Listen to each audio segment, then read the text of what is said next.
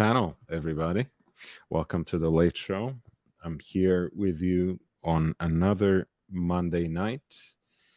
I know I wasn't here last night, but we had a debut of our new format earlier in the day. We were actually finally at Steel Buffalo Motors. I hope you liked it. I hope you enjoyed it. And I hope we'll be able to go back this weekend as well and make a regular thing out of it. Um, Ben certainly will remain at the center of those episodes, but once every so often, we might be able to interview and learn more about the other characters, others from the cast of characters who populate Steel Buffalo Motors, and possibly other aspects of the places I frequent. At the end of the day, this channel is about sharing my passions with you. This channel is about thinking about watches in a way, using them as vehicles of memory, of lifestyle, of man style more specifically, but not limited to that. So I hope you enjoyed that. If you don't know what I'm talking about, don't fret. I'll put the link down here. As you can see from the overlay, Steel Buffalo Motors uh, basically opens their home to us for about 2 hours every week on Sundays. We filmed the first episode. We rather live streamed the first episode just yesterday. So check it out.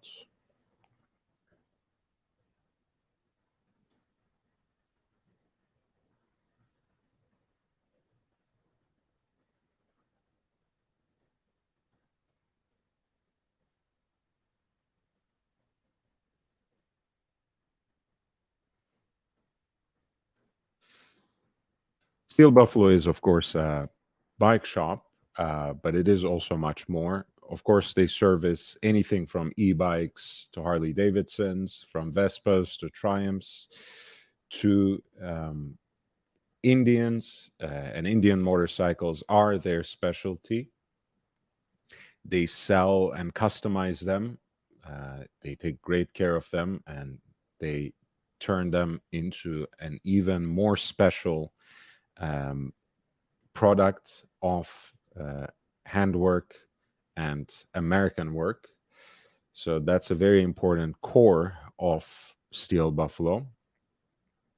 So they do service and sales, but they also represent the kind of American lifestyle that Indian motorcycles have belonged to since 1901 as a brand.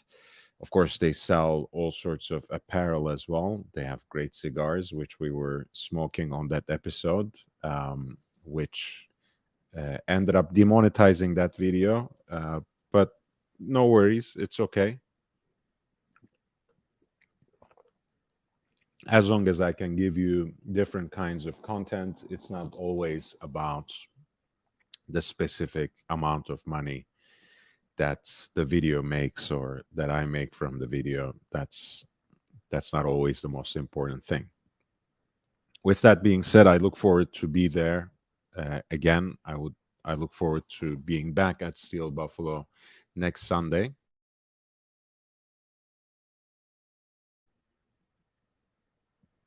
But let's get talking about watches. The Of course, the big thing that's going on this week is the Geneva Watch Days event, which is starting tomorrow. Um, a lot of brands started racking up their releases already in advance of the Geneva Watch Days, which is going to take place from August 29 to September the 2nd, for about 5 days. And it is going to be, in so many ways, a showcase for, again, the Swiss watch industry, in a way, maybe on a much smaller scale than Watches and Wonders, but still with exciting few events that surround it. As you know, one of the good things about this new normal that we are experiencing in relation to the world of wristwatches, in relation to horology, is the fact that there are releases of new watches, novelties coming out throughout the year. They are sprinkled all over the place, but a lot of times they also center around these kinds of events and happenings. In this case, the in Eichen Zurich Konstantin Chaikin auction that I covered earlier is basically part of these events. I'm not sure if it's officially on the program, but as you know, it is taking place on August 29th, which is to say tomorrow, in Geneva, even though, of course, in Eichen is originally based in Zurich. If you want to take a look at my coverage of that auction, please feel free to visit this link that I'm going to post in the chat right now. Save it, hit the like button in advance, and on this video too, so we boost it a little bit. Of course, Geneva Watch Days, being in Geneva, opens up to basically every single brand and just about any manufacturer that has their headquarters, a boutique, or even a pop-up shop in Geneva or right on the outskirts of the city. But here are the official list of exhibiting brands at Geneva Watch Days. Angelus, Armin Strom, Arnold and Son, Our Time, Bausele, Bianchet, Breitling, Bulgari, Bern, Konstantin Chaikin. Remember, one of the lots, in fact, the ultimate lots in that auction was, in fact, the prototype of the most recent wristmon, a new wrist monster by Konstantin Chaikin in the mold of his Joker, his minions, and all these different mythological creatures, divinities, and other kinds of monsters and villains from the world of comic books and fantasies. Claude Mailan, Quorum, Chapek et Company, De Béthune, Doxa, Frédéric Constant, Group, Gérard Perregaux, Rebel Forcé, Haute-Lance, HYT, Jacob and Co., Crayon, Laurent Ferrier, Louis Erard, Masséna Lab, Maurice Lacroix, MBNF, Ashmoser et Company, Oris, Perrelet, Raqueta, Réservoir, Renaissance, Zinga, Trilobe, Ulysse Nardin, and Urwerk. As you can see, it's not just one genre, it's not one type of the company. Maybe you don't have the real big guns like Audemars Piguet, like Patek Philippe, like Rolex, like Vacheron Constantin, but basically you have brands that are as big as Breitling and as storied as Ulysse Nardin. You have younger brands that have been already around for decades, like Frédéric Constant and Maurice Lacroix. You have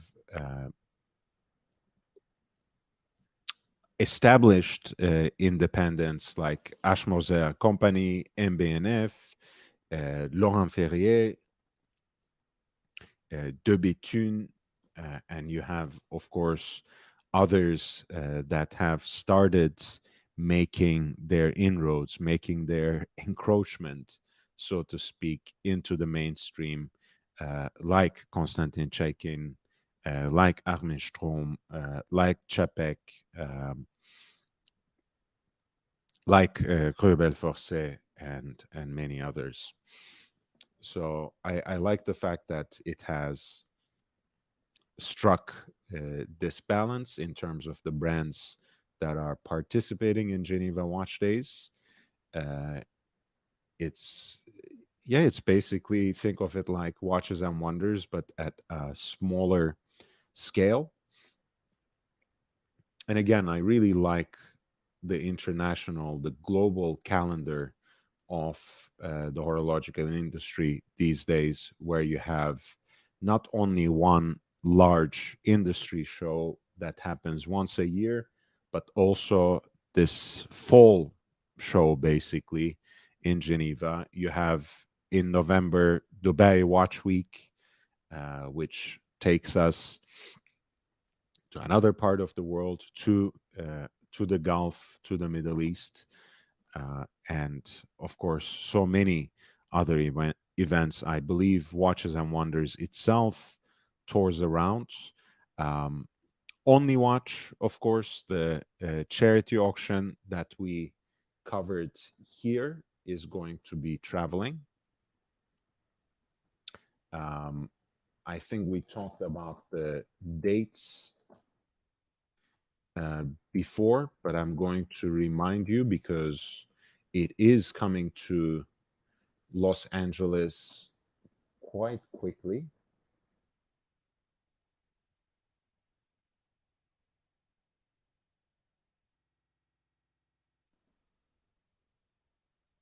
Let's see.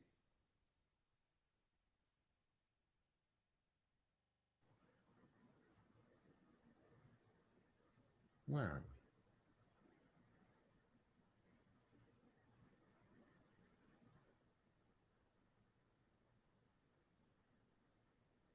Yeah, I think I did it over like two different episodes. I was looking for the Only Watch auction, my Only Watch auction coverage. Hey, Al, nice to see you, man. Um, yeah, I don't know what that means.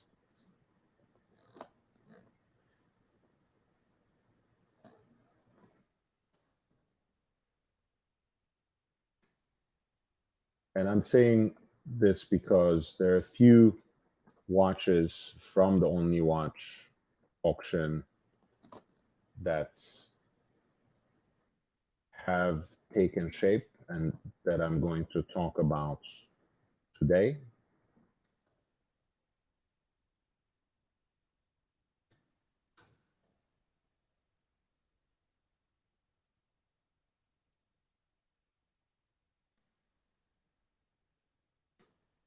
As you guys know, not that anyone cares, but I have been working hard throughout. So I hope some of you appreciate it at least, and you would at least give it a thumbs up and make sure that I at least get a little bit of a boost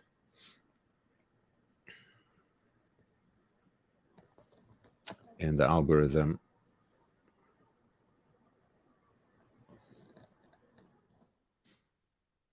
Right. So we're going to talk a little bit about the kinds of watches that have started coming out, both in relation to Geneva Watch Days and beyond.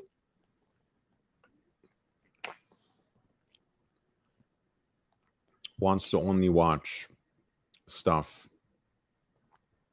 is going to um, arrives in Los Angeles, hopefully I will get to report to you more specifically and uh, get you some nice videos as well. Let's see when that's going to happen. Once again, I want to remind you of that because I know that a lot of you will actually get the chance to see it because it really goes through a lot of different, it really makes a lot of stops. So September 6th to 9th, the watches from the Only Watch auction, the famous charity event that is going to take place on November 5th in Geneva, are going to be in Los Angeles, 6th to 9th of September. Pardon me, 14th to 17th in New York, 27th to 30th of September in Monaco, October 5th and 6th in Hong Kong, 11th and 12th of October in Bangkok, 20th to 22nd in Singapore, 27th in Dubai, and in the lead up to the auction from November 3rd to 5th, they're going to be in Geneva. And with that being said, we finally have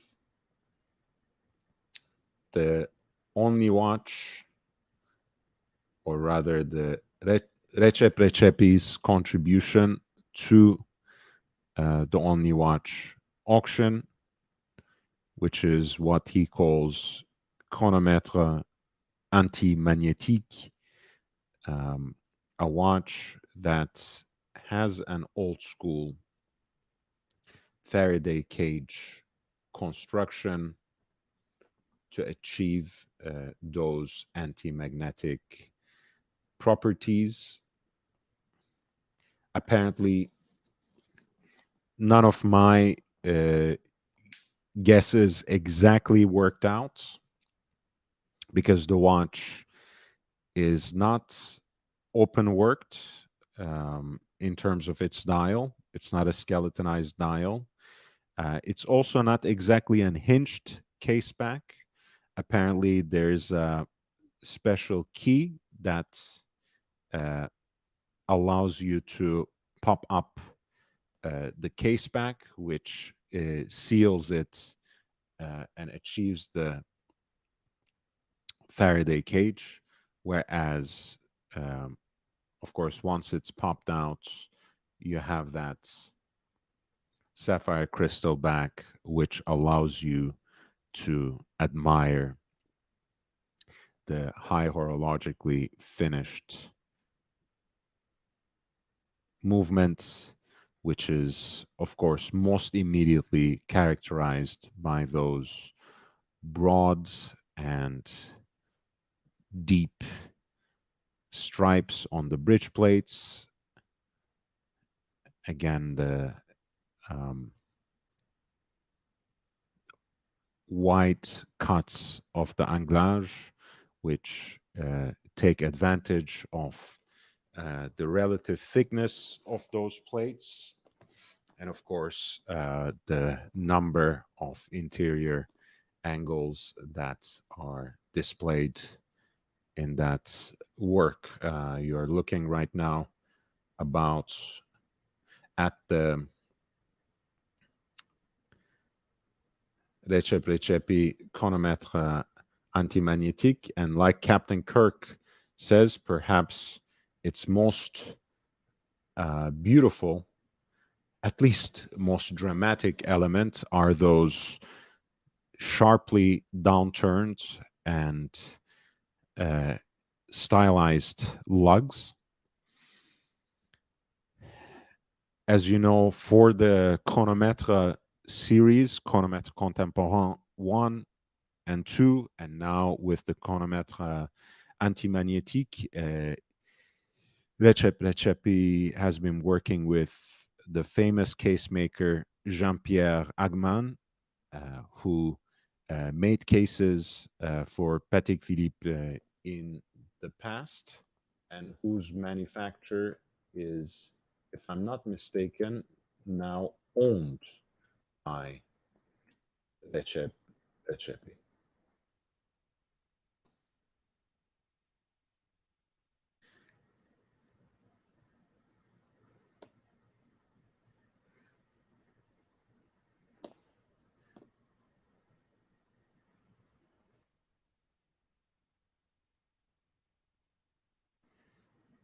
The watch has a dial that is somewhat reminiscent of the dials of the rest of the chronometre series, but it's much more minimalistic. It aspires to look like those classic scientific or sector style dials, and the sparsely laid out hour markers in terms of their alternating direction also, um, in an important sense, serve as the abstract representation of the opposite polarities of um, magnetic fields. Let's shorten it to RRCA, Recep Recepi chronomètre antimagnétique. This is an amagnetic stainless steel watch. As you can see, the case construction is just as elaborate and fascinating on the face of it as it is in the curvature of the lugs. You have a double stepped bezel, the contrast of polished and grain brushed surfaces that are laid out very intimately in close proximity.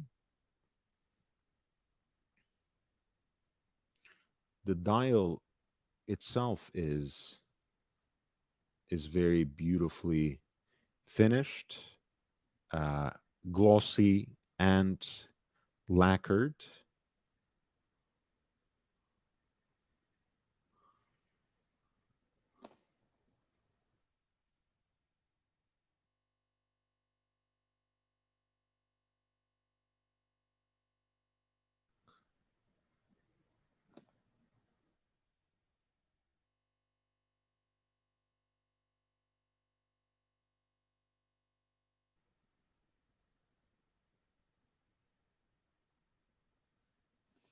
But that's just the base of it, because it is finished in grand feu enamel. And as you guys know, black is a difficult color to achieve in that particular way.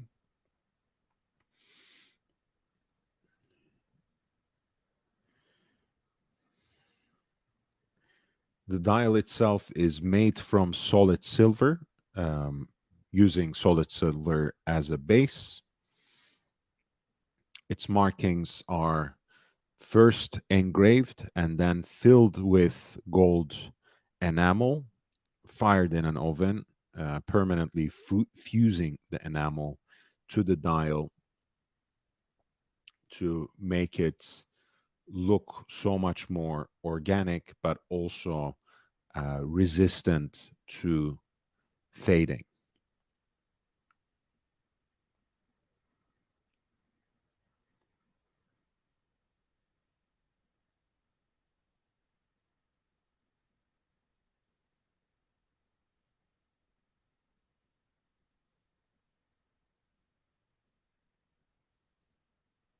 The case back, as you see, has that bolt, as if to remind us of its anti-magnetic properties.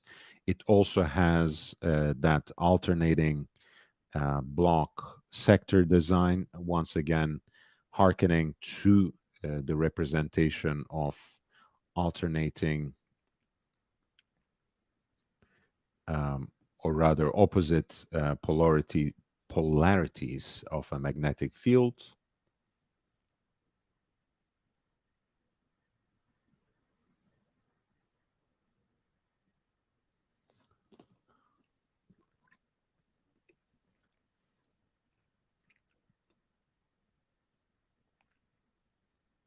And ultimately, because it's removable, it at once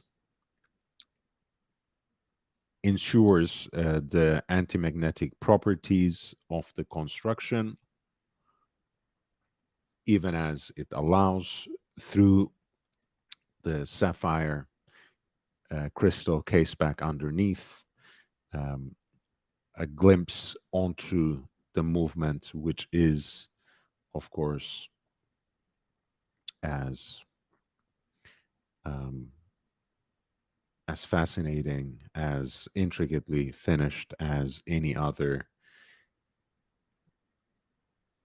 Recep watch. So when we look at RRCA's movement more specifically, which you can see here,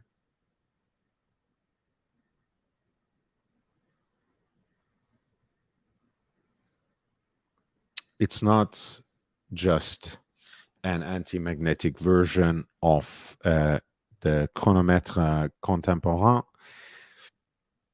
It's an entirely new movement developed from scratch in their own atelier. The balance wheel is now centrally positioned, as you can see, at 6 o'clock. So the architecture is subtly, but also simply different from the RRCC.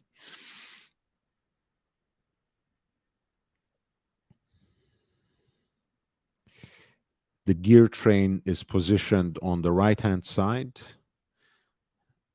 and it uh, culminates in a gear positioned at the very heart of the movement, at its center, that completes one revolution per minute, which essentially drives the seconds hand,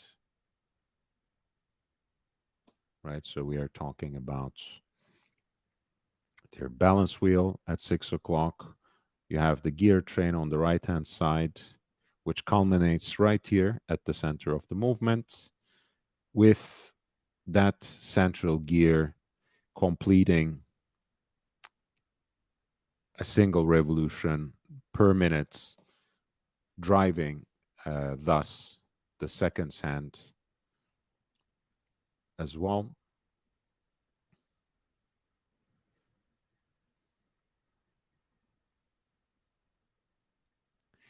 The seconds hand famously is equipped with a zero reset function. So once you pull the crown, uh, the seconds go back to zero. It resets to zero. As you can see here, you have a sweep center seconds hand. So wherever it is, when you pull the crown, to ensure precise setting, to live up to that chronometric standard invoked in the name of the watch, that seconds hand travels back to 12 o'clock, no matter where it is.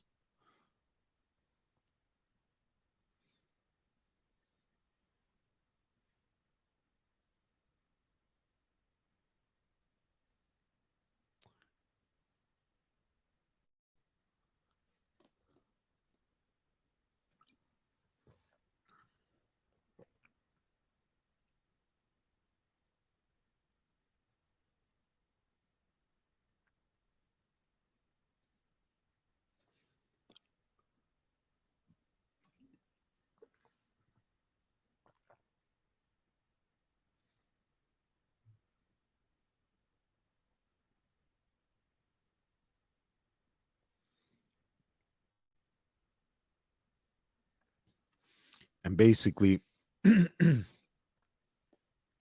the that function, the reset to zero function, is performed by a heart-shaped cam mechanism, which is not all that different from a reset cam in a chronograph.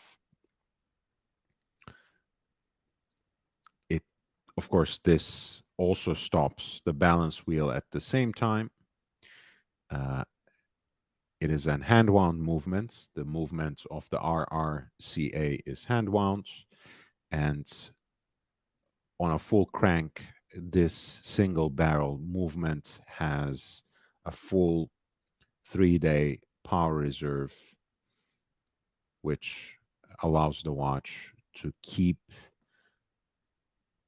time with chronometric precision over 3 days.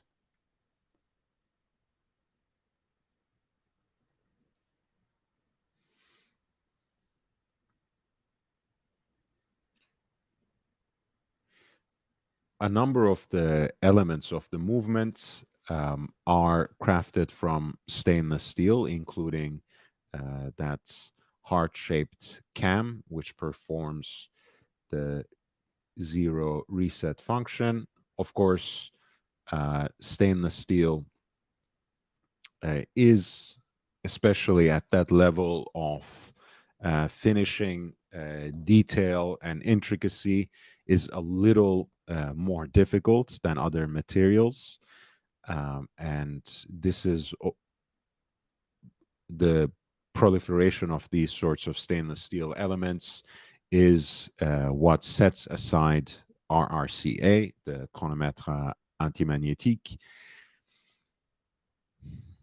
And those stainless steel elements are also finished through the technique of black polishing.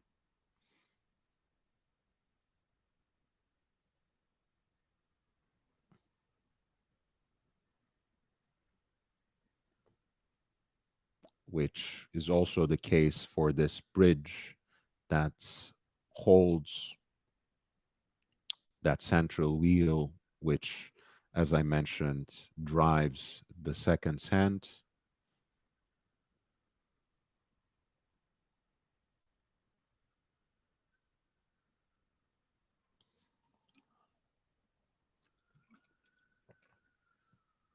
That is also crafted from stainless steel, that bridge, right? And as you can see, it's not a straight bridge, right? You know, the part that goes over the central wheel that drives the seconds hand has a slight curvature, kind of like a domed structure.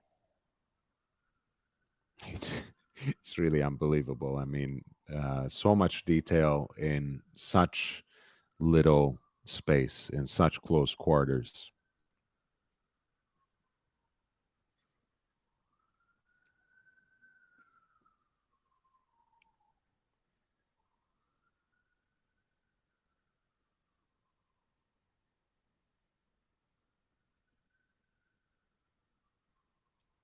As you can see, the spokes on all these wheels are beveled too, with finished with hand.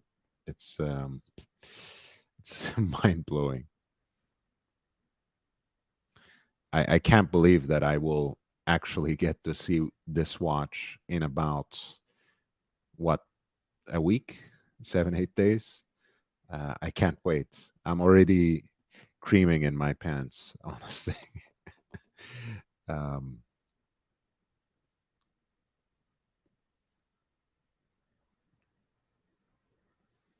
and overall, I think by moving the balance wheel to 6 o'clock,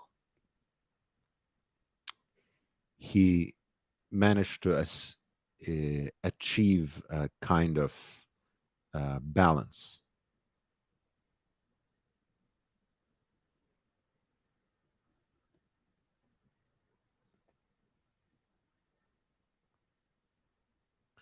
You're absolutely right, Captain Kirk. The screws are not heat blues. They are, I'm assuming, black polished. That's how it looks from these angles. But I will report back in about a week when I get to actually see it from up close. But you're right. There are no heat blued screws in sight,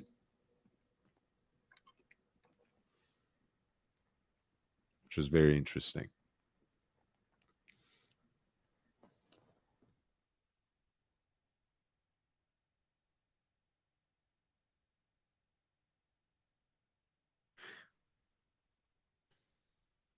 I mean, I think, again, off the top of my mind, I can't remember, but you can double check and correct me. Um, but I don't think it's really part of the house style Captain Kirk for Recep Recepi. I think in the CC series as well, the screws were black polished rather than heat blued. So when you look back at the previous two watches in the series, uh, that's the aesthetic anyway. So I don't think that's necessarily unique to anti-magnetic, but I might be mistaken. I might not recall it all too perfectly. Of course, once again, um, I think it's important to mention this is, at least at this stage, a one of a kind watch. There's so far only one example that is going to be taking that world tour and then auctioned off for charity on November the 5th in Geneva. The pre auction estimate was, if I remember correctly, 100,000 to 100,000, 150,000 in Swiss francs. I expect, of course, the hammer price to be much, much higher than that. And as you guys know, and this is, um, depending on your outlook on how marketing works, this is either a matter of fact way of saying uh, this is how things work at this point, or this is the dirty side of um, the horological business. But a lot of times, these kinds of auctions are used as a launching platform for these kinds of watches in a larger series, and the record breaking prices that are achieved for that single example is then used as a justification for a much more inflated tag price. Now, we talked about this issue in so many different ways before, so um, I'm not going to try to rehearse everything. But obviously, in today's conditions of the secondary market, where established independents and some of the boutique brands sell for multiple factors um, of the purchase price on the secondary markets, uh, I think it's ultimately quite fair that such brands benefit from the fruits of their labor, that the independent watchmakers themselves get the lion share of um, of the profits. On the other hand, of course, even in the context of these charity auctions, they are actually playing a part in um, inflating, and some might say artificially inflating the prices. Again, I don't need to I don't need to make like an Albanian eagle with my hands to testify to my admiration uh, of Recep Recepi's watchmaking and how much I really admire his work, both in Acrivia and also under his proper name.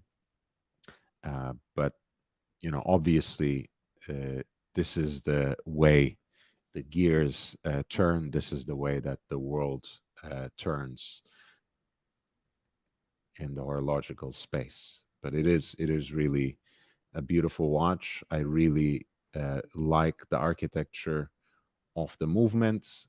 I love the fact that this is now a three-hander rather than a watch with small seconds, which was the aesthetic before for Recep Recepi watches, both of which, by the way, over the years won the grand prize in Geneva for the men's watch category.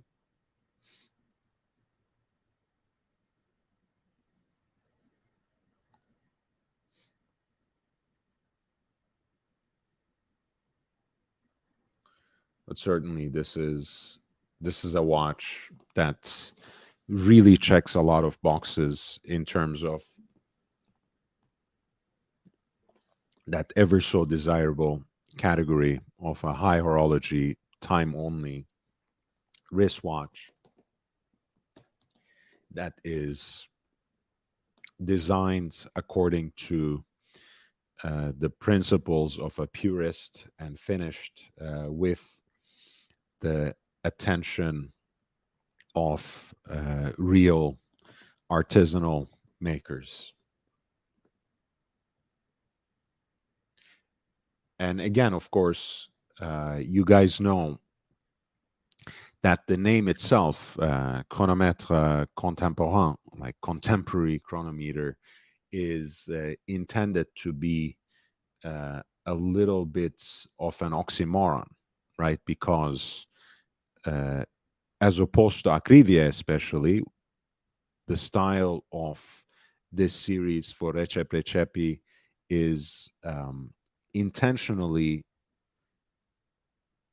against the grain, intentionally not contemporary, right? Who makes a anti-magnetic watch in this day and age using the principle of a Faraday cage, right? Even Rolex stopped doing that. Even Rolex eliminated the Milgauss series, which was based on this principle. Nowadays, um, when the big boys, when the large manufacturers want to make an anti-magnetic watch, they just go the amagnetic way, which starts minimally by using silicon hairsprings for watches, which of course is often anathema to an independent watchmaker. So I'm really excited uh, about this project and about everything else that comes from it beyond the Only Watch. And I hope that I get some private time with it, that I get to spend some time with it when it is in town in Los Angeles, touring with the Only Watch auction in about a week. Now, uh, H. Moser et Company, Moser has released two pieces in their Endeavor collection with a Vanta Black dial, and they look positively ravishing.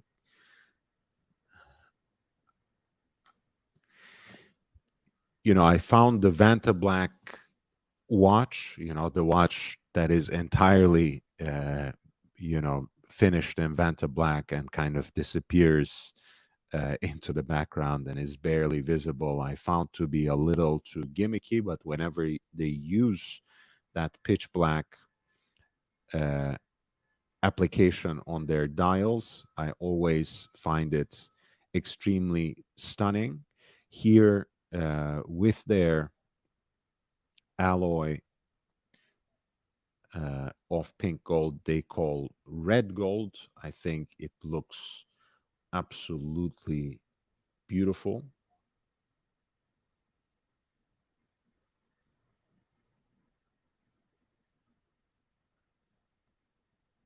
Captain, I don't know. I will ask. I will ask. Captain Kirk is, of course, asking about who finished the enameling of the dial for the Recep Recepi anti-magnetic watch we were just looking at, and that I do not know at this point. But if I can find it out, what if and when the watch is in Los Angeles, and I'm assuming it should be,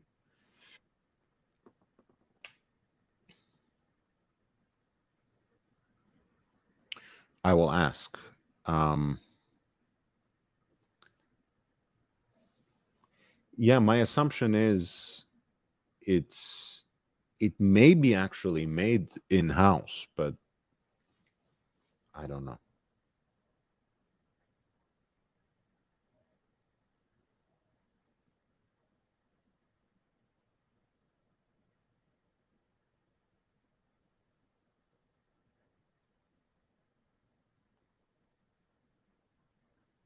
I will most certainly look into it.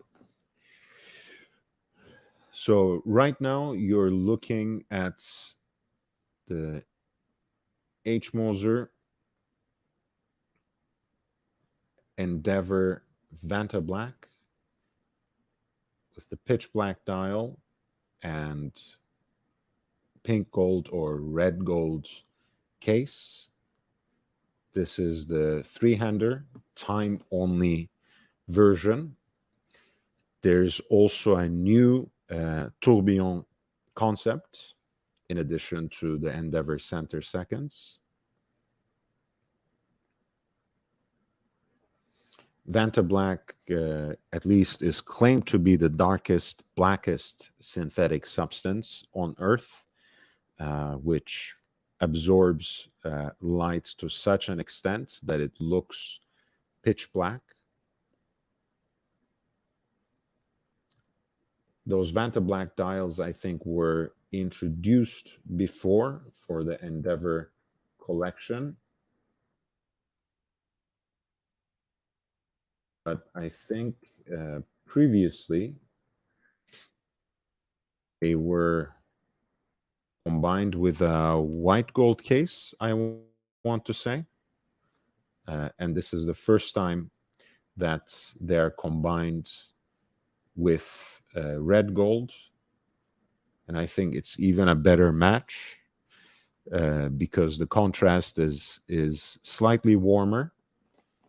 It kind of reminds me of how Gégé Lecoutre started combining some of their black dials with their 5N pink gold cases, like in the new precious metal reversos, including the pink gold version of the tribute chronograph.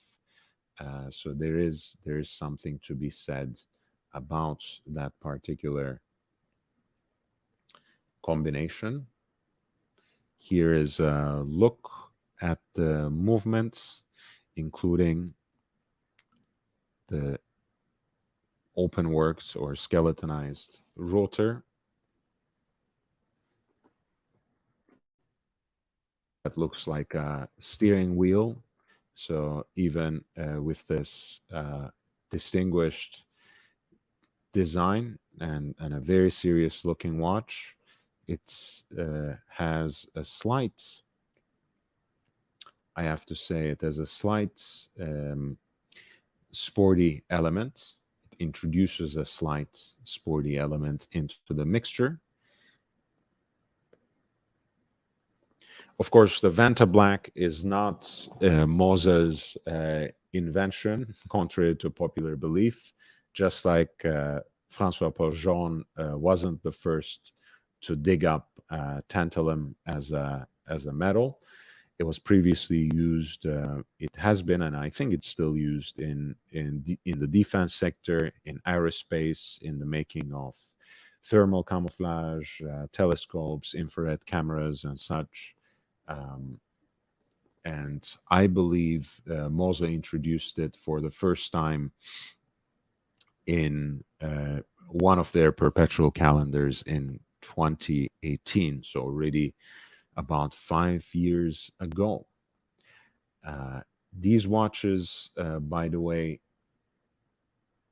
abide um, by that concept of minimalist design and minimalist luxury that Mozo watches typifies, and I think it's great because there's no way that you won't recognize this watch, even though it has zero branding on the face of it, no inscriptions on the dial, no signature of the brand or any other logo on the face of the watch. But it's hard not to recognize it as what it is, which is an H. Moser Endeavor.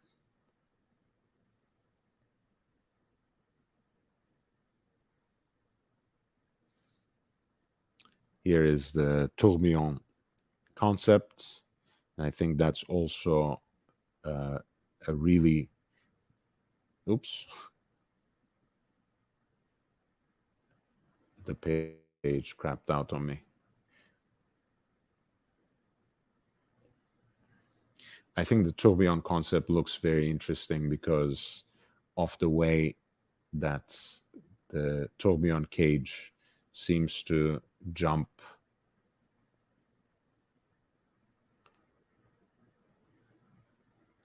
right out.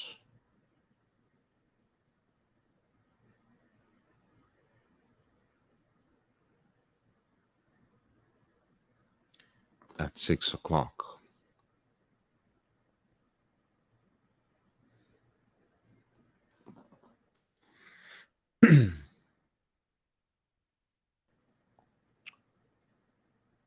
Sorry about that. But we are back, as you can see. For for the Endeavor series,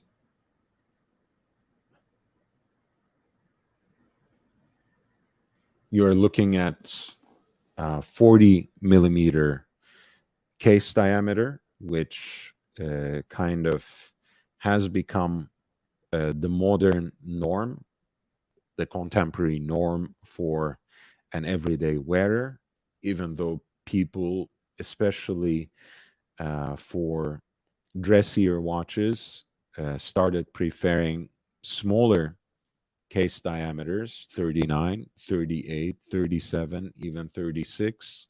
Once again, seems to start winning the day for this particular genre. The watch is thinner than 11 millimeters, I think, with a height of around 10.7 millimeters.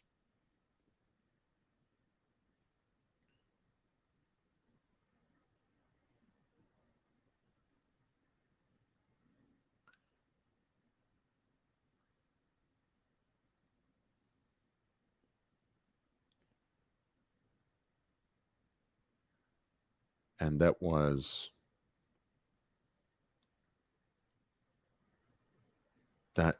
the tourbillon, by the way, which has which is powered by the HMC 804 self-winding movement.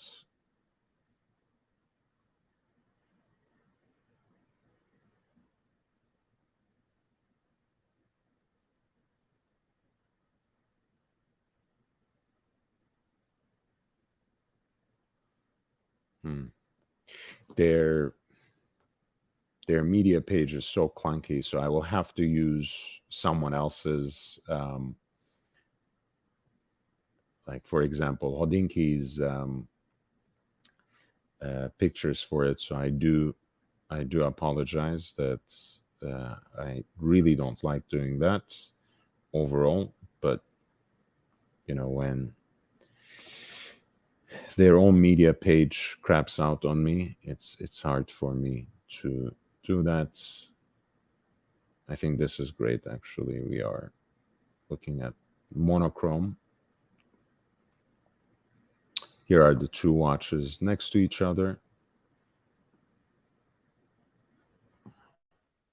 Endeavor Vanta Black Chromium uh, concept on the right, and the center seconds on the left.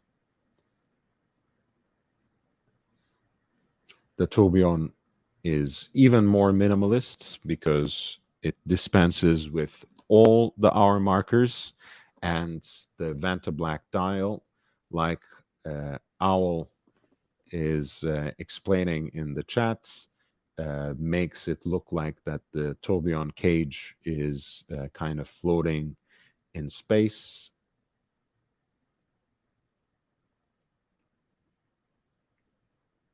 Here's a look at that red gold case from a close up, 40 millimeters in diameter and 10.7 millimeters in thickness.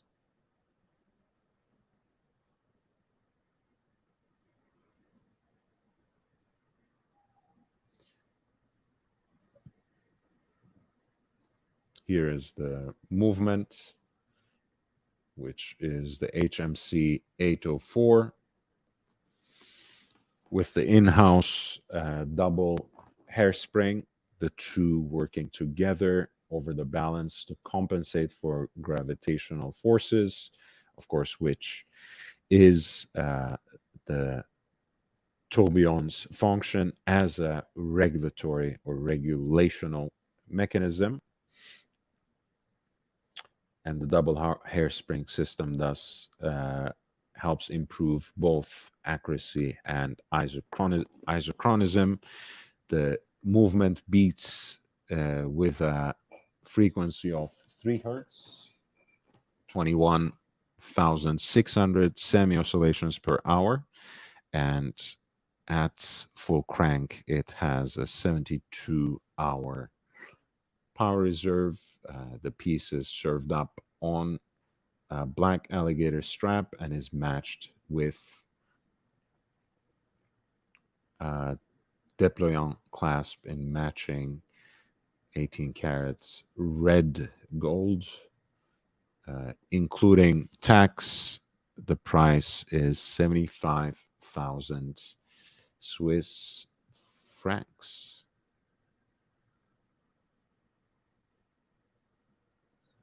And here is once again the Endeavor center seconds, which is once again a 40 millimeter pink gold or red gold case, 11.2 millimeters of thickness. The time only piece is powered by an HMC 200, which is again one of their in-house movements, bi-directional pole winding system, and again adopting the double hairspring architecture that we were just talking about. It also beats at 3 hertz, 21,600 semi oscillations per hour, and has a full 3-day power reserve. And this piece is matched with a pink gold pin buckle. Here's a look at the HMC 200. I love the mustachio bridge of Moza watches. I always find it a nice aesthetic detail. Not to forget the double stripes on the bridges, which is once again a very distinctive finishing element. which makes these watches almost immediately recognizable from the back as well as the front.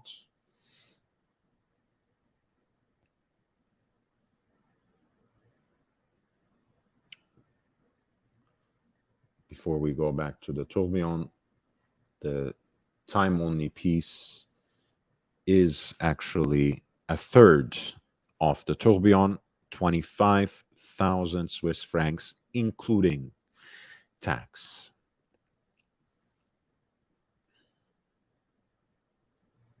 So I want to say, um, let's see, for us Americans, for us based in the US, what are those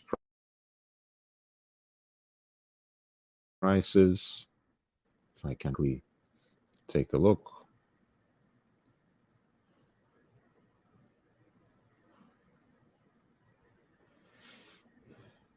The tourbillon is 82,500 in US dollars, and the Endeavor center seconds, the time only version, is 27,600 in US dollars.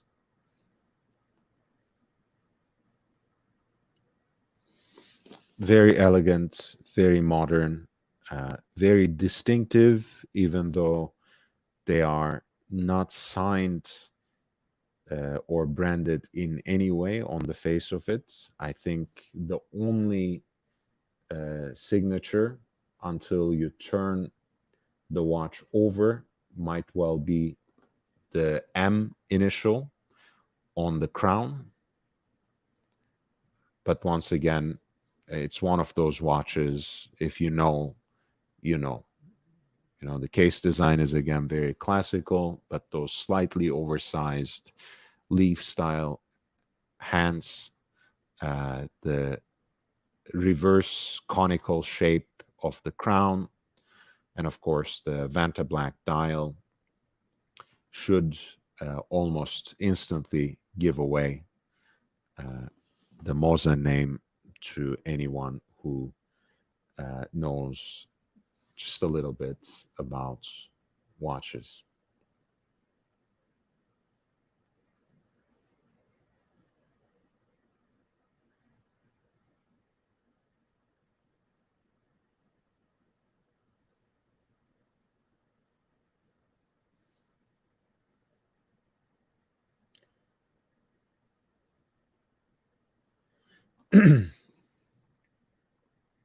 So as I transition to the next release, which I think I want to tackle IWC, and I want to see your reactions first because for me, um, I don't know, with each new release that IWC comes out with, um, I feel like I'm losing a little bit of respect for them. But perhaps you have a different kind of opinion. This is an online exclusive version of their uh, Pilots 41 that they call Black Aces. I'll talk a little bit about them right when I come back. I want to grab uh, some water to drink, and I'll see you in a couple of seconds. Please hit the like button, that really helps. And I will see you in a couple of minutes.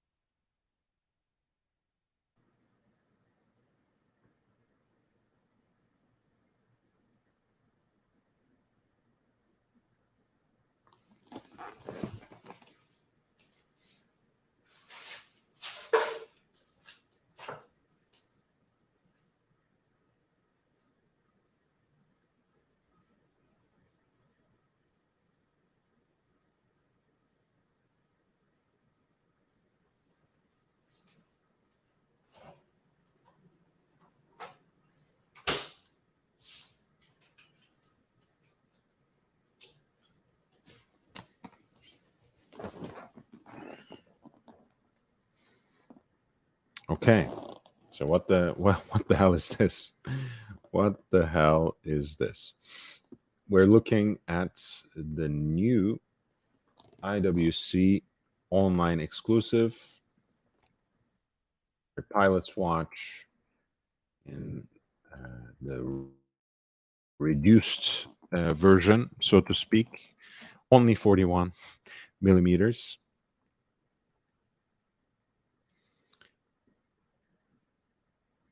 The dial itself is fully luminous, white, a solid disk of superluminova, pardon me, which IWC represents or presents as the masterstroke of functional engineering, whatever that means.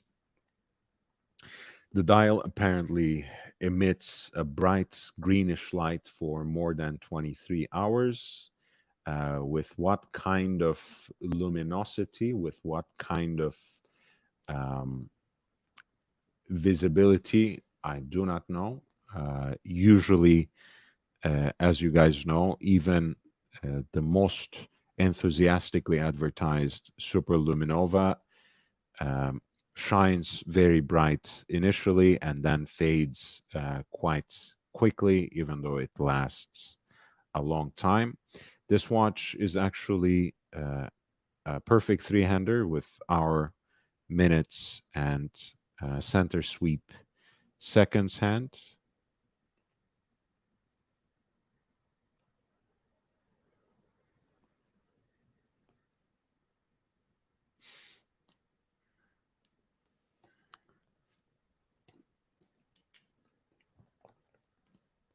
IWC actually has an ongoing partnership with the US Navy, under which it has, or within which it has, a professional pilots watches program where IWC develops timepieces for elite jet pilots. This was apparently one of those pieces, uh, inspired itself by a professional pilot's watch IWC developed for the members of Strike Fighter Squadron 41, known as the Black Aces. The squadron is based at Naval Air Station Lemoore in California, originally formed in 1950 at NAS Oceana. VFA 41 is attached to carrier Air Wing 9 and uses the radio call sign Fast Eagle. I mean, okay. I don't know. I don't know. I don't feel captivated by this sort of marketing speak. The nice thing that I do like about that dial is the fact that it's combined with a ceramic case, with a black zirconium oxide ceramic case.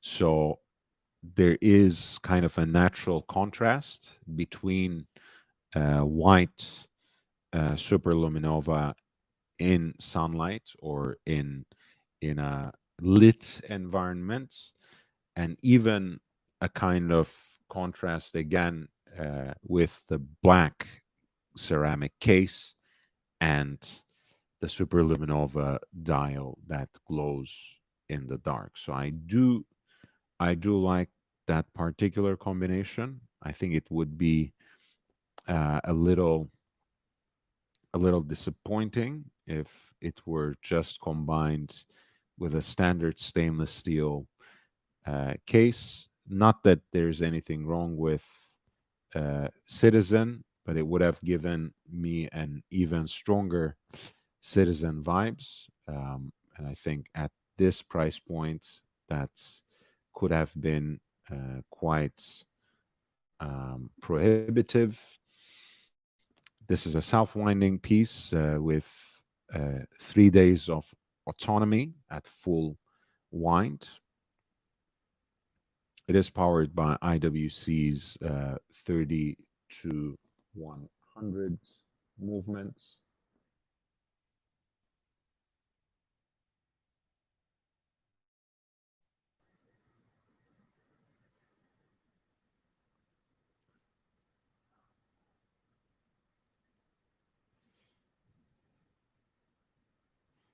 which was purportedly based on the ETA 2892, but I'm not quite sure that it's true at this point because the movements um, have been worked upon in so many different ways, having their IWC's proprietary Peloton winding mechanism, and in this case,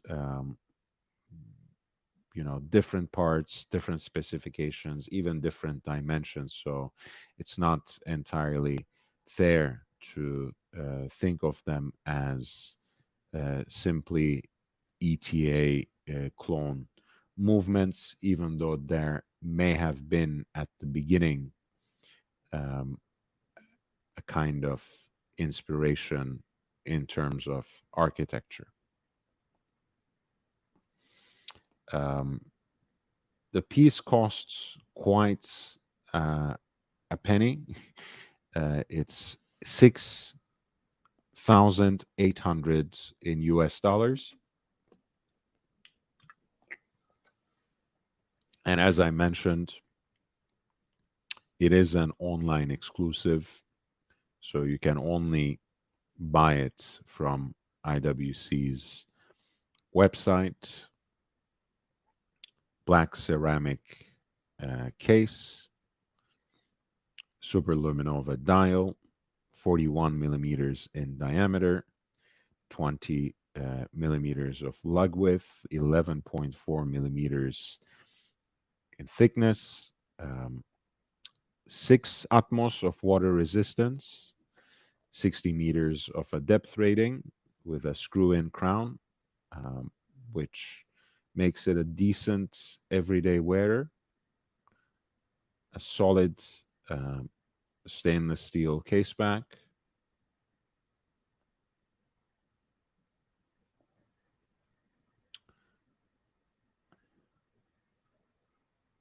and I believe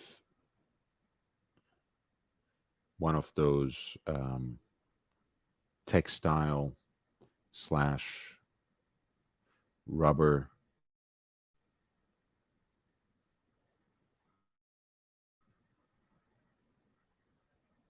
No, it's just a black textile strap. My bad.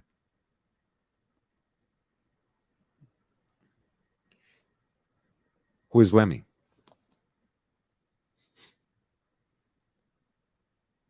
Like the Motorhead Lemmy? Lemmy had a watch like this? I don't know. I've never checked what watch Lemmy wears, quite honestly. But anyway, yeah, I just wanted to share this watch with you guys. It didn't really strike a chord with me. Maybe your experience might be different. It is something different for sure. I do like the fact that it comes with a black ceramic case rather than stainless steel or anything of that sort. I'm not enamored with the Superluminova dial as a concept. Overall, I think it looks cheap to me. I don't understand the use or utility beyond a kind of novelty, beyond a kind of gimmick. But that's just me. I might be, I might be wrong. Yeah, moderate. Okay. Ace of Spades. Yeah. With all due respect, I was never a huge fan of their music. So um, Captain Kirk says Laco, the German brand, makes one nicer and way cheaper. Yeah, again, absolutely, Captain Kirk. That's why, like this genre strikes me as being like a rather cheap genre. So to pay like right over $7,000 when all is said and done, with tax and everything, doesn't sound right to me when it comes to a watch like this. But I did want to share it. This is the IWC Pilot's Watch 41 Black Aces with a black ceramic case and white superluminova dial. Pardon me. Now we are going to look at another um, piece that has been first introduced for the Only Watch, but now is being integrated into Chapek's lineup with two distinct versions. Talking about the Place Vendôme Complicité, which is a collaboration between uh, the Chapek brand and Bernhard Lederer, the German watchmaker who these days resides right outside of Neuchâtel, if I'm not mistaken. In either case, he lives and makes watches these days out of Switzerland, even though he is German by origin. Here's a look at the watch. It's a double escapement piece.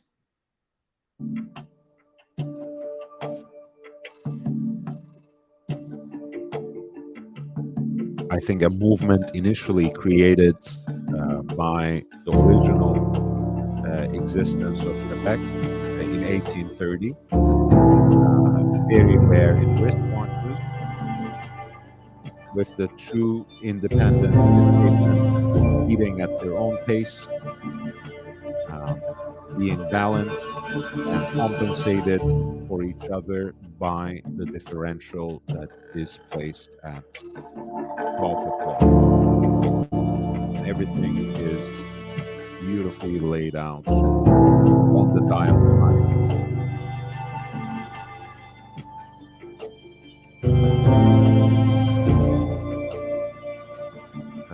The architecture of the watch, the layout of that dial.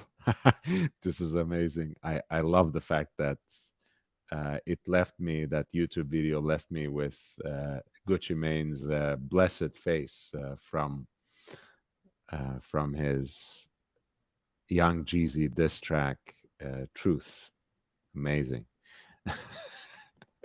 Has absolutely nothing to do with horology, perhaps everything. We'll figure out. Um, but this particular look, when you think about it, is also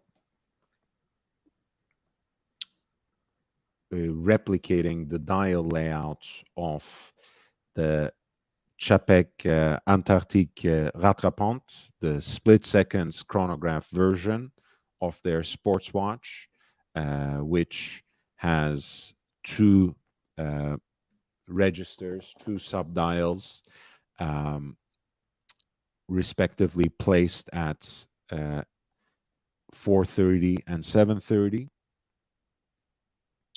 or the Quai de Berg, which of course is the hand wound seven, um, 7-day week-long power reserve movement dress piece of theirs, which has the power reserve / day of the week at 4:30 and the continuous running seconds at 7:30. So I like the fact that they replicated that architecture with the placement of the oscillators when it comes to this particular watch.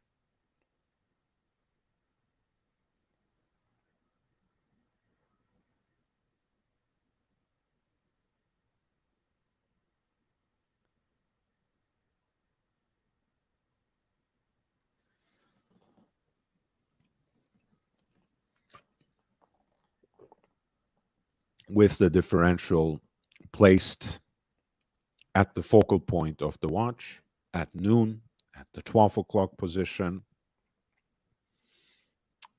with the two escapement trains kind of coming together or embracing in the center.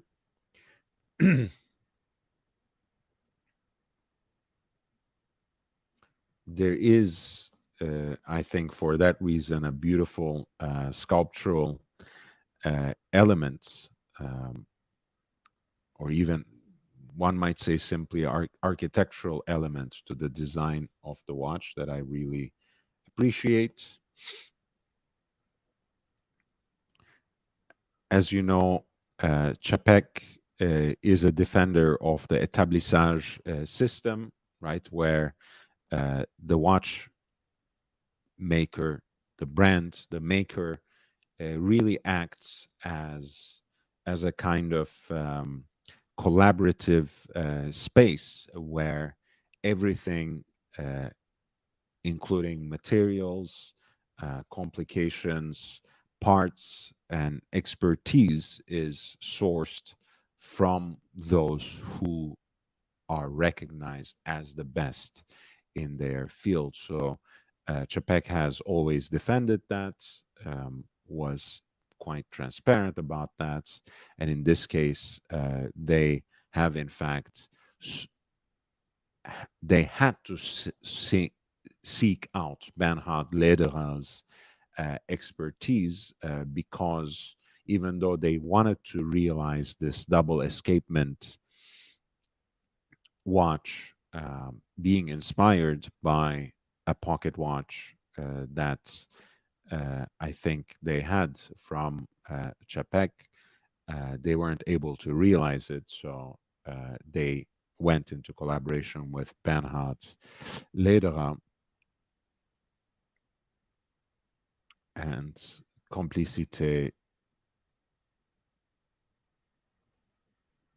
is a testament to that collaboration. And as you can see, at 6 o'clock, right under the signature, there's a power reserve indicator as well for the 72 hours, for the full 3 days.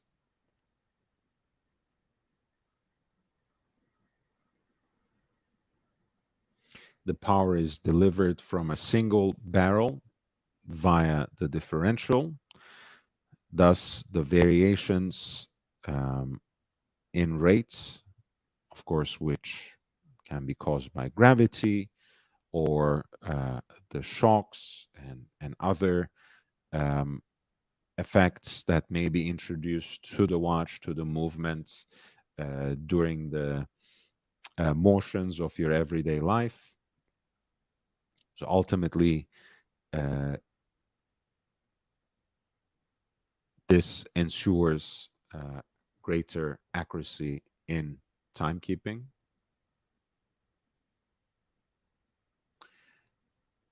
Before getting to the service costs, I think this watch uh, actually might be quite prohibitive to start with. 50 pieces in each version. I think the white gold piece is called Stardust or something. Let's see. Yes, the white gold is called Stardust, and the pink gold is called Harmony blue, with the white gold version with the Stardust having kind of grayscale, largely monochromatic look, um, except for the balance wheels, whereas the pink gold version combines those gilt accents with a deep blue.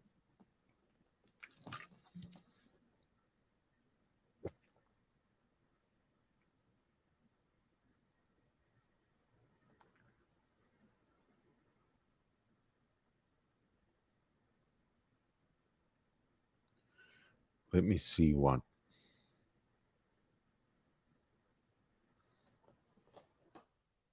pricing is. I'm not sure if I can find it as we speak. I'm sorry, I'm really slow today. It's been a long day. It's really hot. I feel like I'm sapped of all extra energy that I usually have. So my apologies for the low energy, somewhat sleepy mode of my engagement. But sometimes, you just got to put the work in. You just got to be there, and everything else comes later.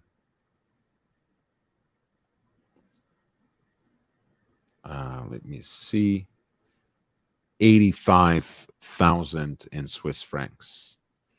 Again, two limited runs in the two variations: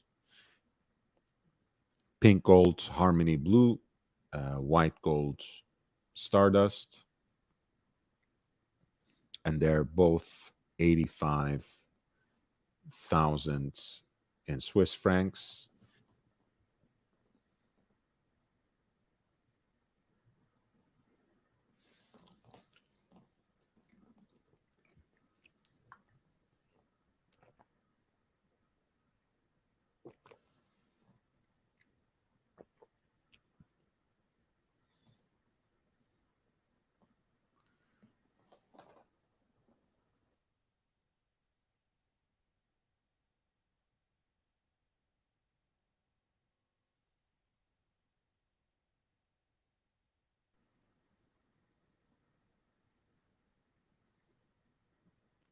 And yes, this is exactly the kind of watch that you would have to send in for repair unless you really are working on a more regular basis with a master watchmaker.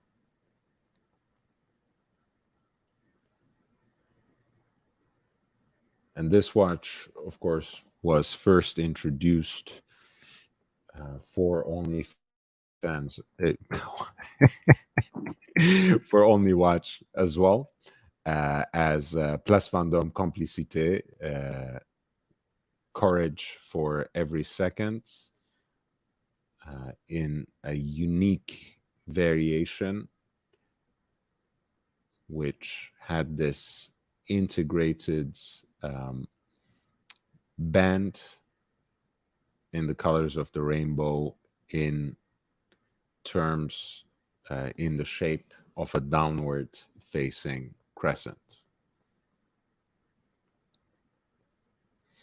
And that itself is 80 to $100,000 according to the pre-auction estimate, as a unique example, as a one-of-a-kind version of the Chapec Place Vendôme Complicité, which is a collaboration between the brand and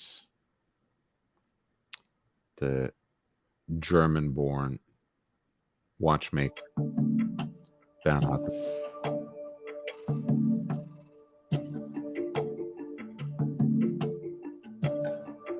I think it's a really beautiful looking watch. Let me just bridges that hold pieces together, stick them together. So on the back, the architecture of the movement, the unique double escapement structure. Yes, the price is prohibitive to most of us without even figuring in the service costs, but it is a unique watch that really does fit in with, oh, look at Archie. That really fits in with the philosophy or with the motto of Chapek as a brand, which is we collect rare people, right? So I do love this watch, especially in this white gold Stardust version. I can, if I weren't broke in an alternate universe, I can see myself having one of these.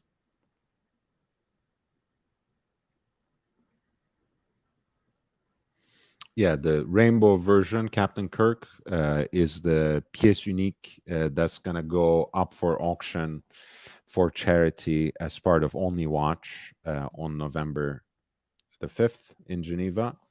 And these two, the white gold star. So this is the one that's one of a kind, and the white gold Stardust and the pink gold Blue Harmony are each limited editions of 50 pieces.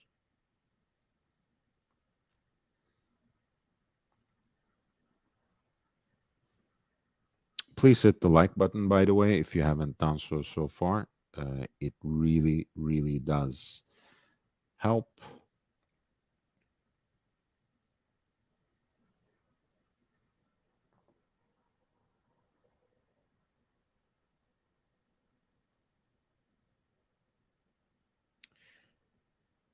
There's another very beautiful piece that I saw was introduced by Breguet.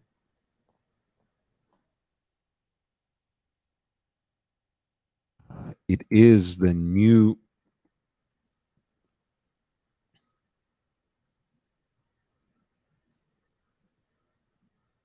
it's their new minute repeater.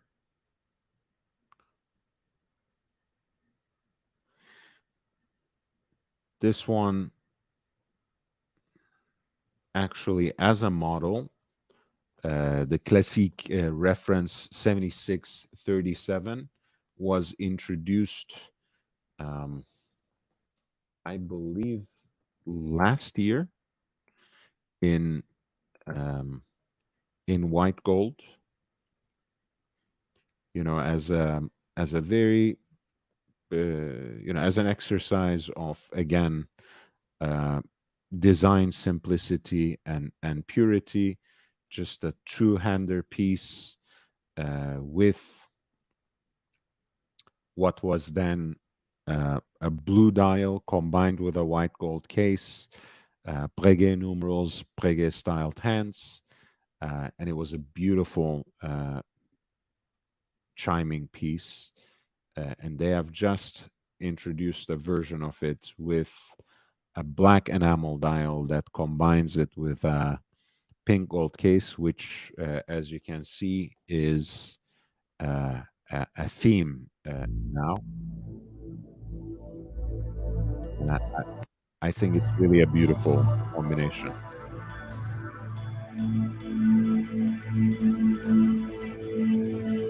This is the previous version, and they have now introduced this,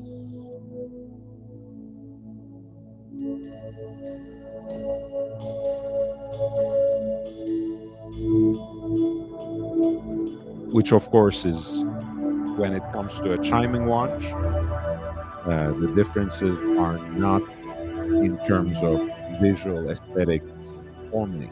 Of course, sound, in terms of its timbre, in terms of its warmth, in terms of its pitch, rather different.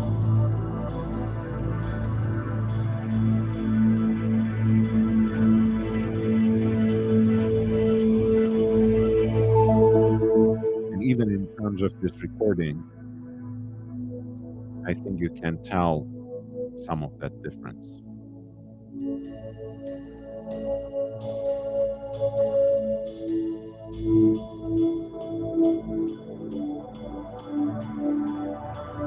There is a warmth to the pink gold, and there's a certain um,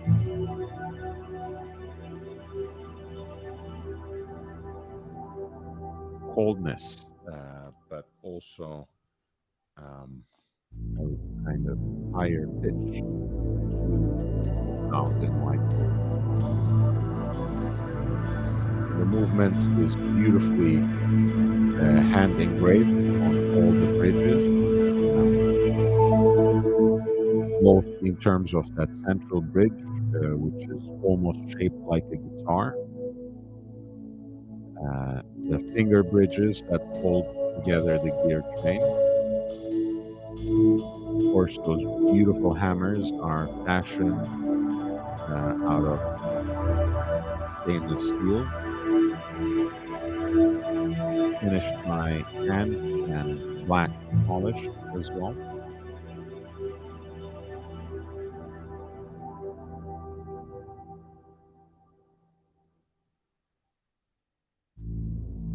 And of course, the unfortunate part here, for this extremely elegant dress watch, is that it's very wearable as well in terms of its dimensions, right? It's only 12.2 millimeters in thickness. It is 42 millimeters, which is not prohibitive, and really with the thin bezel of the case, you give a lot of real estate to this beautiful um,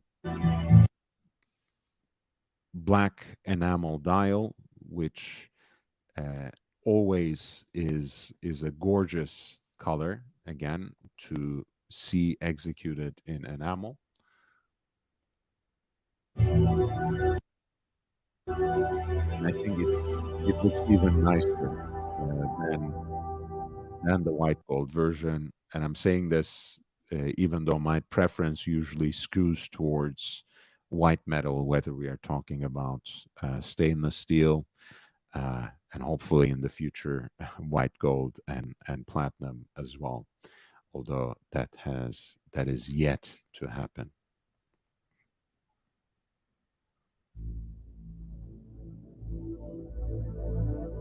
Here is a look at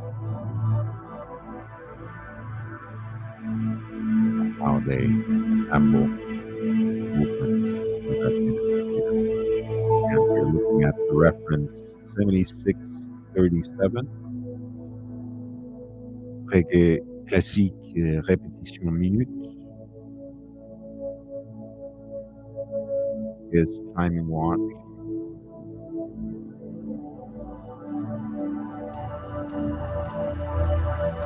That has a very simple minimalist design.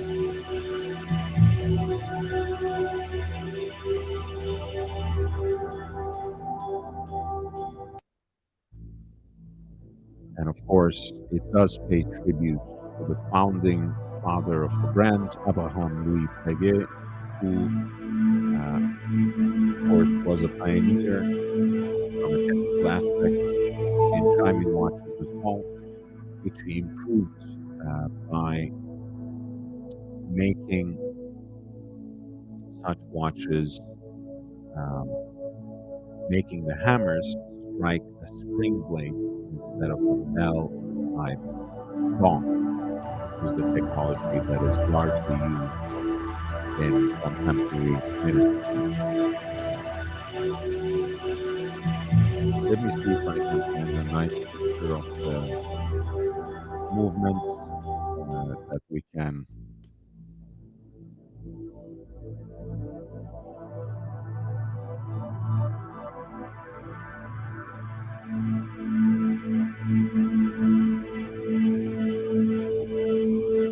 Hold on.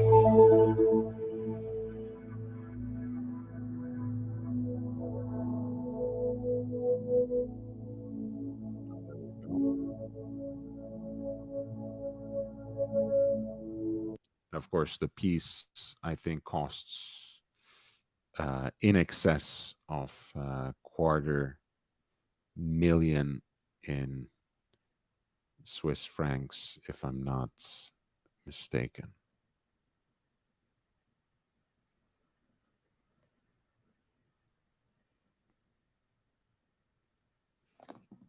All right, yeah, in it's 264,700 in euros.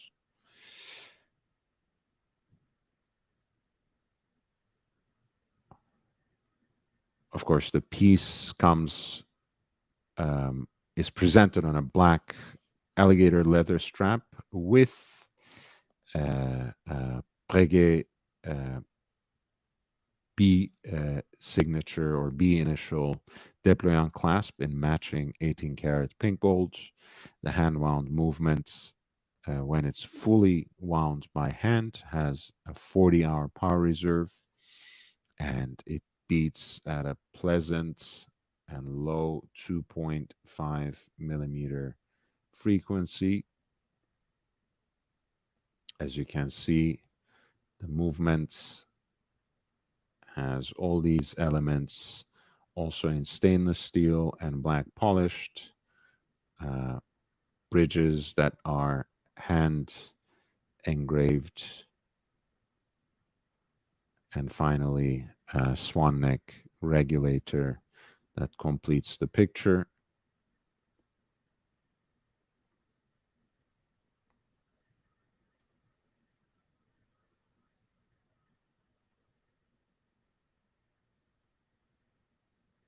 It's a mind-blowing piece. It's really a great example of horological art.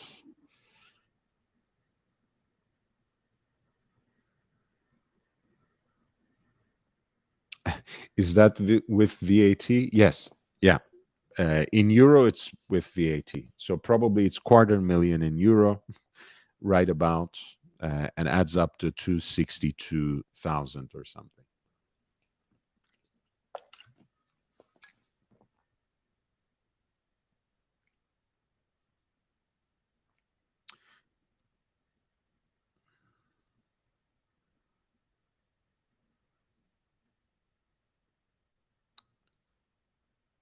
I think I have one more release to talk about. If you have any um, questions, any suggestions, any demands, feel free to share them.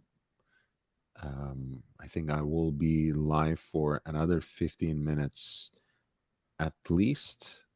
Um, but hey, if any one of you wants to jump on the panel, if you want to add the discussion, if you want add to the discussion, if you want to broach another topic, or if you simply want to ask a question, you know how.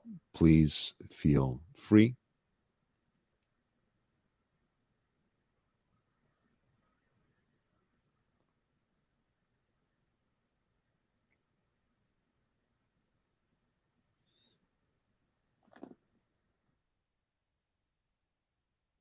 There is apparently this new watch released that has a tennis theme called Rally Master, which is a collaboration between a brand called Maurice de Mauriac, or Mauriac, maybe, um, and the Racket magazine.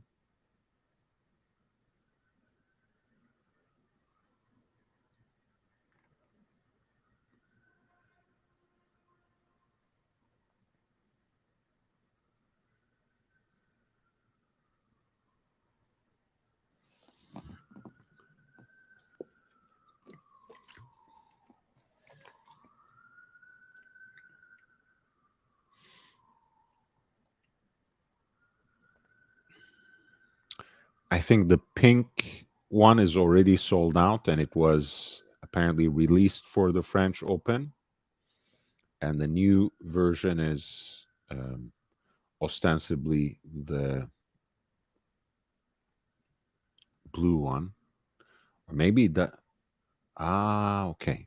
It's it is this watch. It just comes with two straps in pink and blue, with the ice blue dial, as they call it. It's really a baby blue, kind of a textured look to it, which, yeah, kind of fits, I guess, the court for US Open.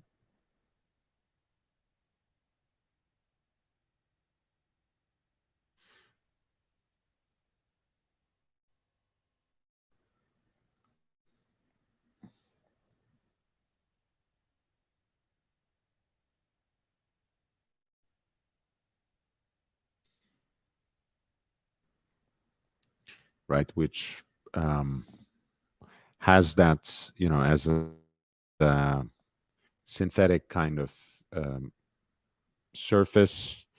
It has that textured, um, look to it. So it makes sense. I don't know if that was intentional. Of course, the net is right in the middle. Otherwise, the dial is a little busy for such a simple time and date piece. Uh, there are too many colors. There are too many things going on for my taste in my book, but that's just me. Your mileage may vary.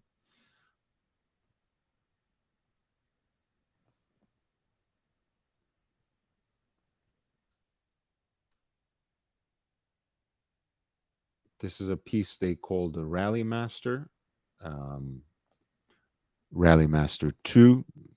I suppose the um, Rally Master 1 being the pink colorway that was previously released for the French Open. The watch was designed by Carlton DeWoody, a creative best known for interior design,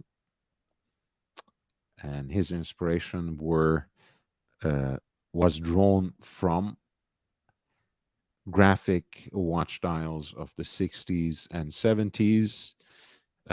Think, uh, of the Hoya Carrera Skipper, for example, right? The famous regatta inspired chronograph from Hoya. Racket and Maurice de Mauriat um, collaborated on this release. Once again, took the Woody on board, who apparently is a tennis fan. The pieces are available for pre order until September 10, and the watches will ship in December. So, not sure, how much it really has to do with the US Open with that kind of schedule. I guess just using that excitement to actually sell, um, because December is far, December is far. But this is the sets you would be getting. If you're a fan of this magazine, if you're a fan of this, you know, sport of tennis, if you are somehow into the Barbie pink of this season, you might be interested in this. The piece uh, retails right under $2,000, 1950, 1,950 in US dollars.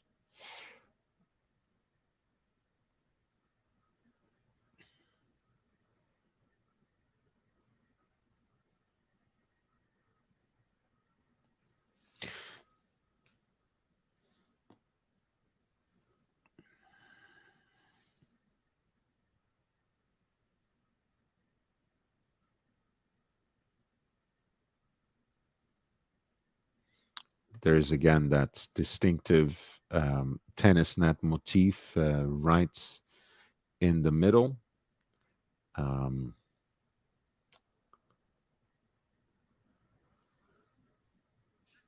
Self-winding Landeron 24 Swiss-made movements. Um, and the watch will be available for order at Racket Magazine's website from August 28th to September 10th.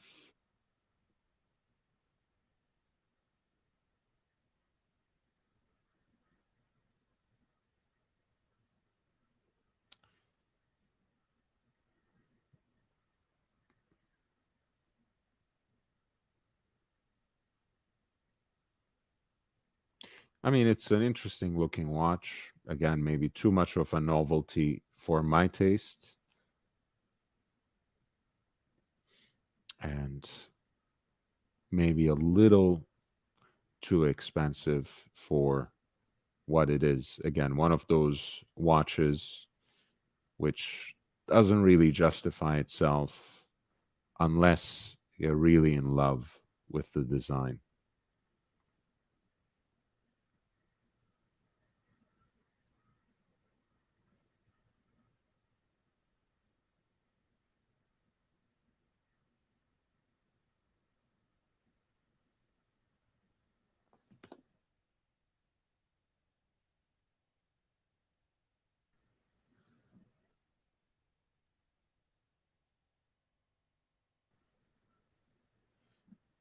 I want to share with you a few of my recent posts on Instagram. Please do subscribe to my Instagram. Please follow my Instagram.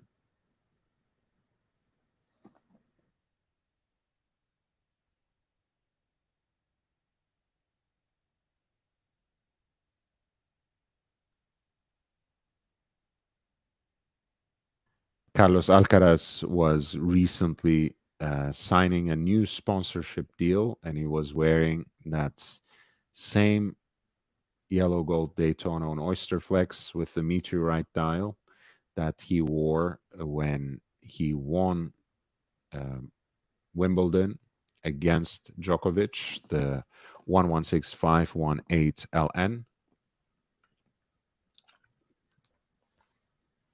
Ceramic bezel, meteorite dial on Oyster Flex.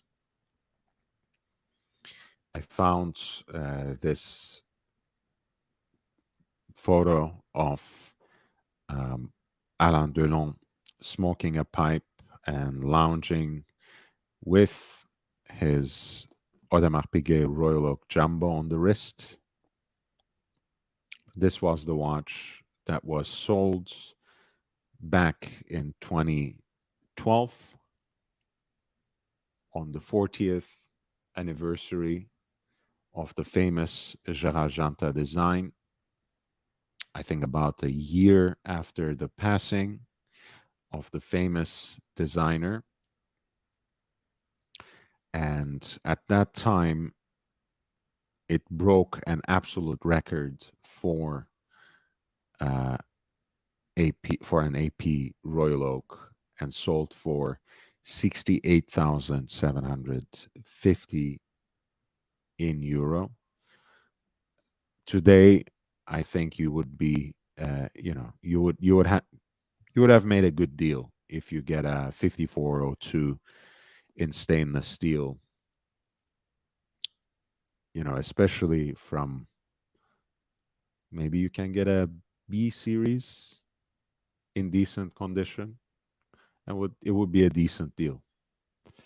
But that was Alain Delon's personal AP Royal Oak that sold for less than 70K in euro just a decade ago. And it shows you how the market oscillates and how things change over time.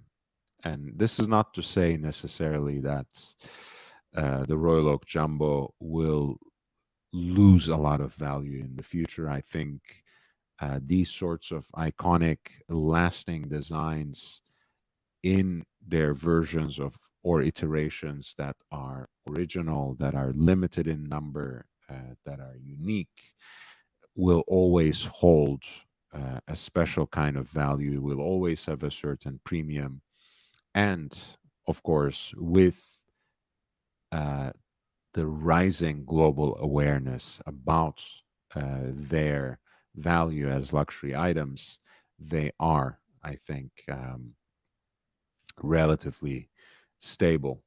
But you know, this is uh, this is how the situation was just a decade ago, which is not that far away, even in the scheme of one individual human life.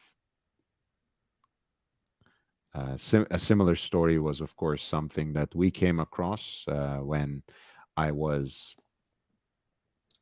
covering that epic 2003 Christie's auction that included um, so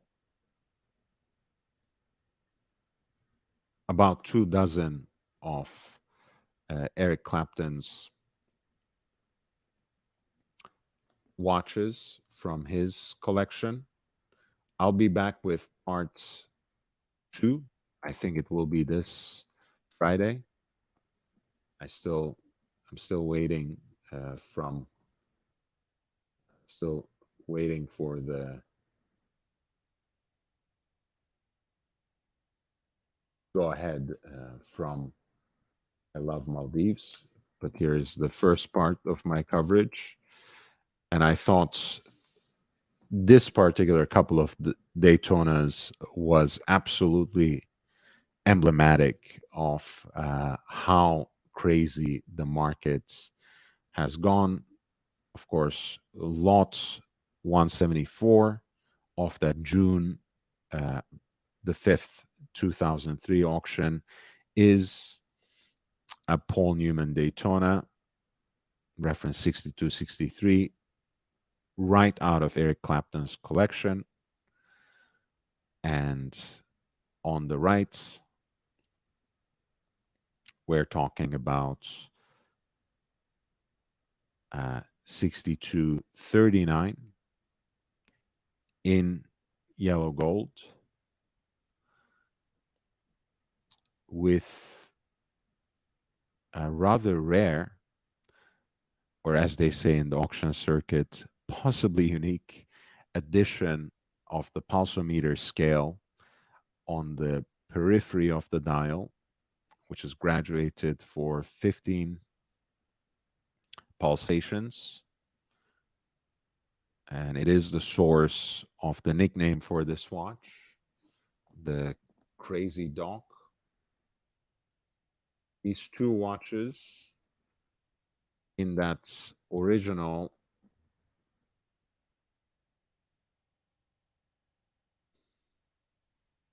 2003 auction sold for a combined sum of about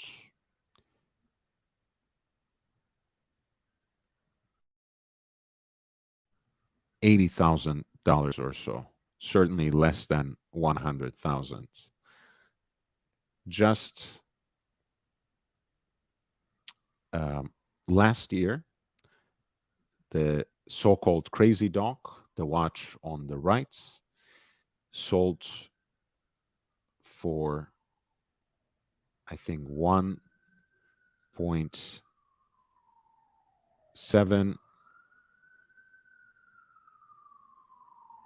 in Swiss francs. Yeah, 1.724 million. 1,724,000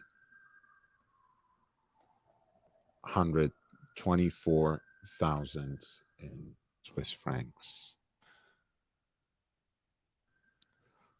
Of course, they just couldn't help themselves. That's what they do, especially at Philips. They had to match it with a period correct um, gold bracelets.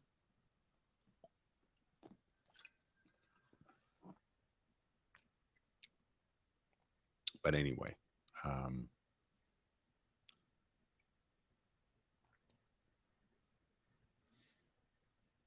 from about 40,000 in US dollars, it went all the way up to 1.72 million in Swiss francs. Finally,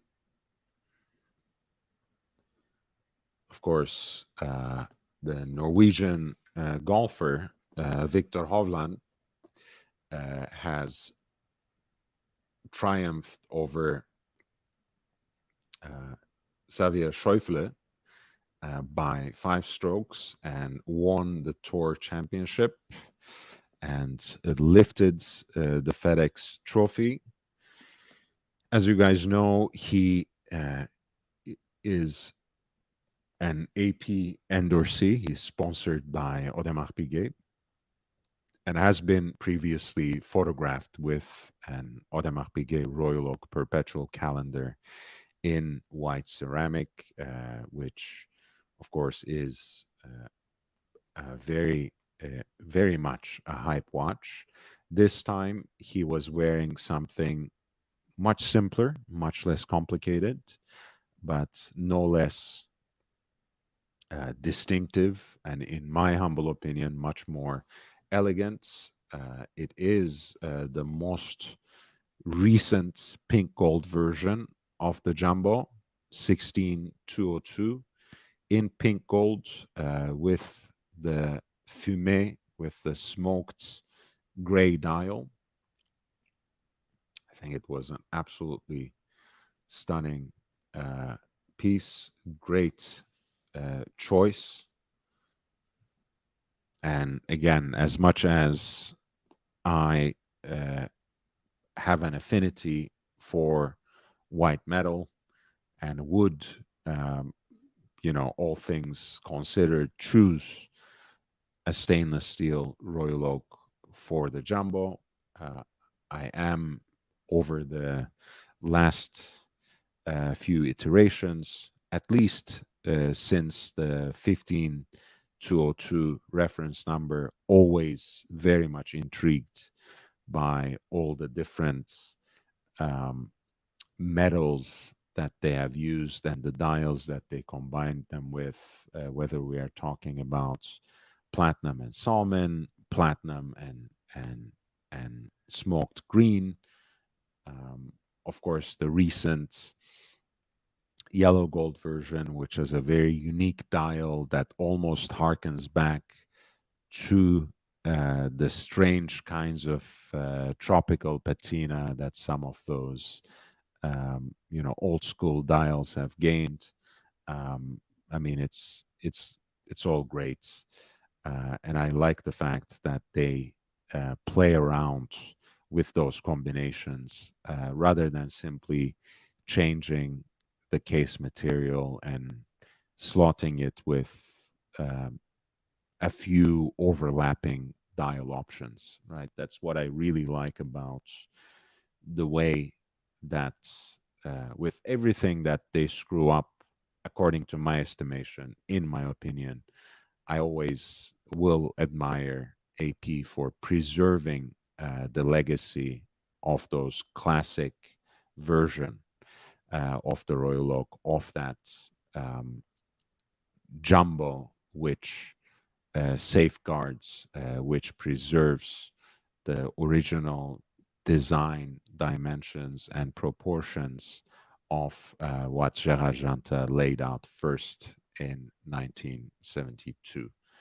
And it's as beautiful as it ever was, 51 years old, in this new pink gold version with the smoked gray dial, 16202 OR on the golfer, on the Norwegian golfer Victor Hovland's wrist.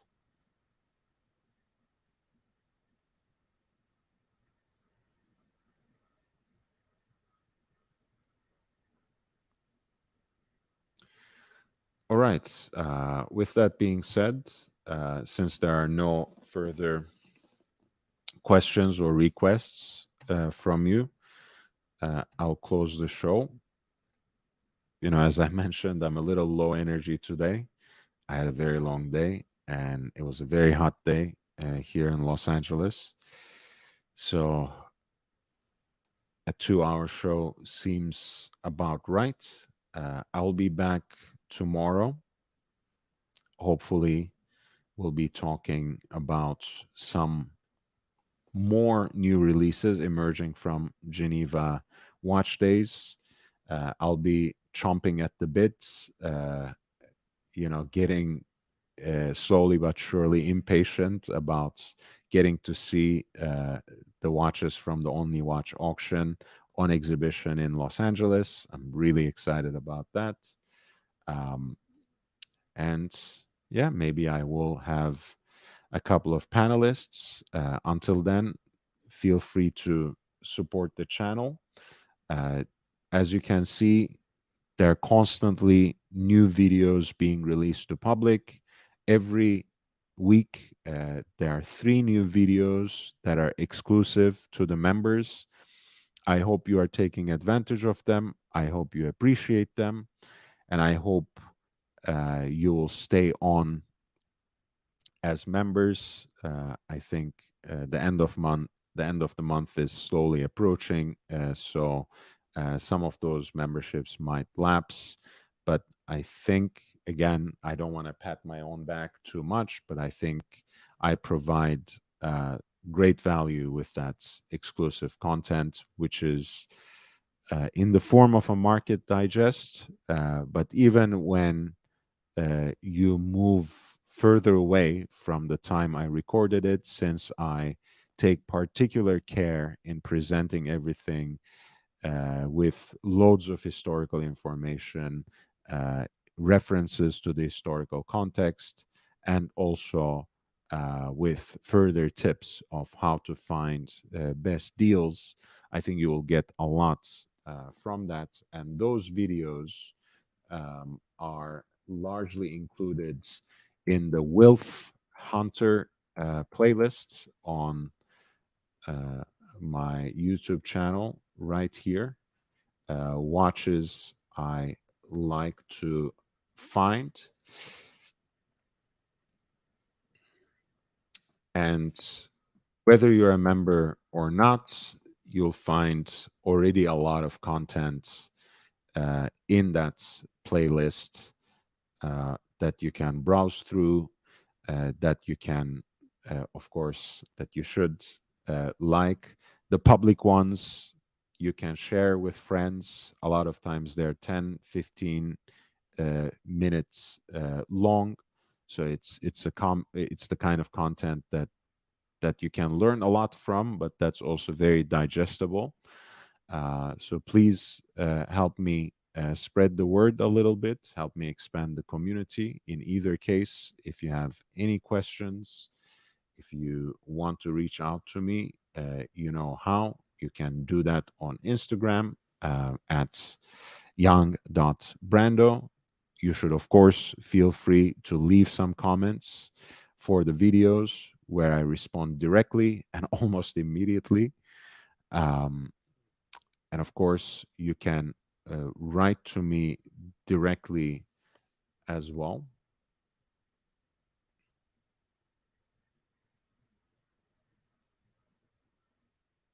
And if you want to contribute to the channel, you know how. The links are included in the video description. They're now in the rolling ticker.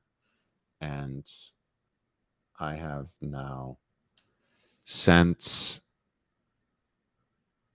um, those links into the chat as well. Feel free to click and check out.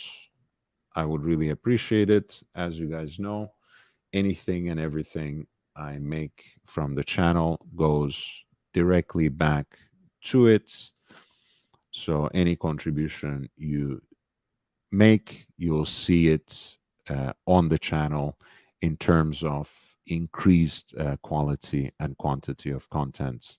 With that being said, I'm signing off for today. Please stay safe, stay healthy, wear all your watches, and enjoy them. Take care. I look forward to seeing you tomorrow. Bye.